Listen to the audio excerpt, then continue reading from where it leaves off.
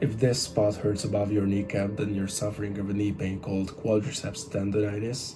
In this video, I'll tell you what to do with it to make it disappear, and also what you have to avoid at all costs. If you know everything about this knee pain, and if you're only here for the exercises and the treatment, then skip to this time of the video. First, you have to understand that this spot hurts because you overloaded your quadriceps tendon. You might ask, what's the quadriceps tendon? Well, it's a tendon, like a connective tissue, which kind of works like a muscle, but not exactly. And its role to connect your muscles to your bones first, and to basically transmit the force that your muscles do to your bones. So basically, if you extend your leg, then your tendons are the things that make it happen. So yeah, that's it basically. And by me saying overload, I mean you either did much more weights throughout your training session, or you basically did much more exercises than usual. So that's why it's so, and it happens so constantly, so your tendon was pressured so constantly and so much that it got inflamed. So yeah, that's what happened. Tendonitis basically means when a tendon is inflamed. And by the way, this tendon inflammation works just as tolerance based as like alcohol or nicotine or stress tolerance in your life. So it can increase, decrease, etc., etc. And also, tendons work just like springs in your body. So as I said before, the first role for them is to transmit the force from your muscles to your bones. But the best example for this, for example, if you do a jump, then your tendon's role becomes to store and release energy. So that's why I'm saying it kind of works like a spring. But first, before we get into the treatment, I hope it's really obvious for every single one of you that you have to completely stop your regular training sessions. So by regular, I mean mostly weightlifting, like basketball, volleyball, football, etc., etc. So these are the sports where this specific type of knee pain occurs the most.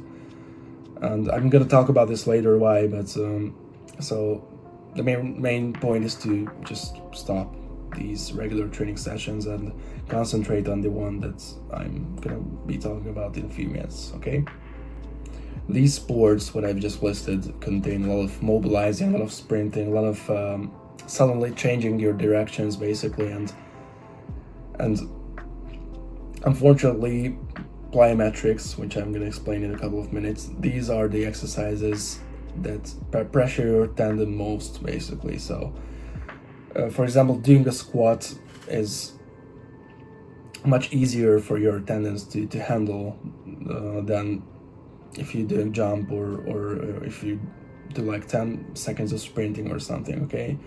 So that's basically what I've just said before, that your tendons get pressured the most, especially your patellar and your quadriceps tendons, when you make your tendons function like a spring. So what do we do to stop this knee pain completely? Well, it's not gonna be easy, it's not gonna be quick, but it's gonna be worth it. So you just have to trust me on this. So first we have to end the inflammation completely, because that's what causes your pain mainly. And then we are gonna have to strengthen it back to its place. And it kind of sounds weird, but I'm talking about strengthening more and more and more and more until it's capable of handling the stress that it's under, basically, throughout your regular training sessions. So our goal is to make you return to your sport as soon as possible, and basically for you to be able to live your life with zero knee pain. But now you have to pay attention, because it's a very, very easily misunderstandable topic. Rest and ice alone is only helpful in the first few days when your tendon is inflamed, but not in the whole healing process. It's kind of like a zero step, okay? So if someone says you just have to rest it and ice it, it's a complete lie, so don't fall for those, okay? But by the way, that's what I was told back in the day by some random doctor. And if you don't want to end up like me, if you don't want to reach a point in your life with your knee pain that even surgery was considered, then you just have to follow my advice and act along. So after you've rested and iced it for a couple of days and the pain decreased, then we are going to introduce the isometric exercises to your life.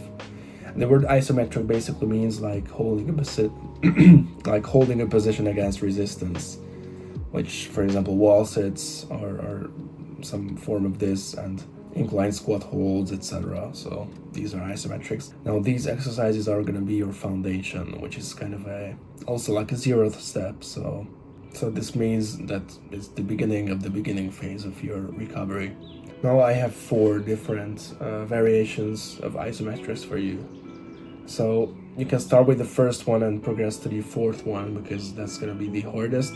The first one is double leg wall sit, second single leg wall sit, third heel elevated wall sit.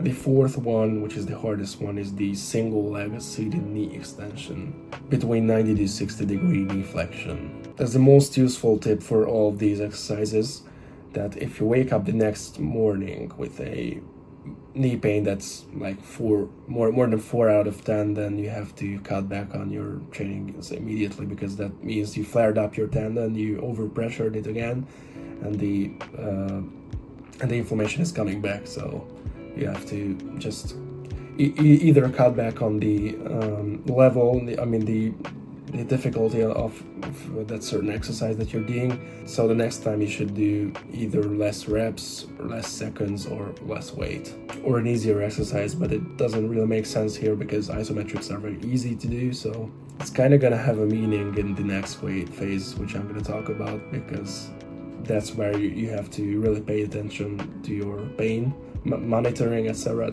So, but actually, isometrics are very easy, so it's very hard it will be very hard for you to mess up. So yeah, if you've been doing these isometrics for more than 2 weeks, then if you don't experience any pain, then you can go to the next stage, which is gonna be the heavy and slow resistance exercises phase, basically. Now I recommend you starting out with simple squats, and if these are okay for you, meaning that you don't experience any kind of pain after doing the exercises, and especially not in the morning after, then you can add some weights to it. Actually, then you can do heel elevated squats, and the hardest one is heel elevated squats with weights. By the way, it doesn't really matter what you put under your feet, as long as it's comfortable and as long as your feet are about 30 degrees above the ground. And of course, also, you don't have to do all 4 of these. It's completely fine if you choose just one, and you increase the resistance over time. So you do normal squats the first week, you go slower on your squats in your second week, and during the 3rd week you do this 3-1-3 rule, which is basically you count from 1 to 3 while going down on the squat, then you stop for a second, and you go up also 3 seconds. If you've been doing these heavy and slow resistance exercises for 3 to 4 weeks, and you feel like your injured leg is just as the same level or almost as stable as your healthy leg, then you can progress up to the almost to the final stage, which is the return to the plyometrics stage. I know it's a weird name, but as I said in the beginning of the video, these plyometric exercises mean that, for example, sprinting, jumping, and basically those one when you have to change your direction suddenly and you have to make sudden hard movements, etc. And the reason why this stage is almost the last one is because, as I said, also the plyometric exercises are the ones that pressure and load your tendon most, as I said in the spring example. Now there are dozens of alternatives for the plyometric exercises, but the ones that have worked for me the most are, and also again starting from the easiest one, are double leg hops, then single leg hops, squat jumps, and finally running with a step back. Start with your double leg hops and do 50 of these, then rest for 2 minutes and do 3 to 4 sets of these.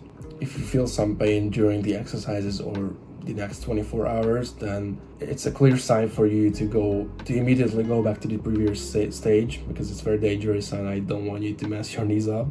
But if you don't, then you can slowly progress up to 4 sets of 75 jumps per day. And if you've reached this level, you can progress up to these single leg hops. And the progress for these are just the same as the previous one. So 51st, do 3 to 4 sets. Then you can slowly progress up to 75 hops and also 3 to 4 sets of them a day. And finally comes the hardest plyometric of all, which is running with a step back. If you've reached this stage of being able to do these with no pain during or after, then you've almost gotten rid of quadricepstendonitis.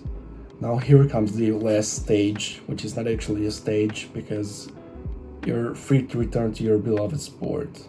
Now I don't have much more to say besides you should never ever ignore any kind of pain if it occurs again.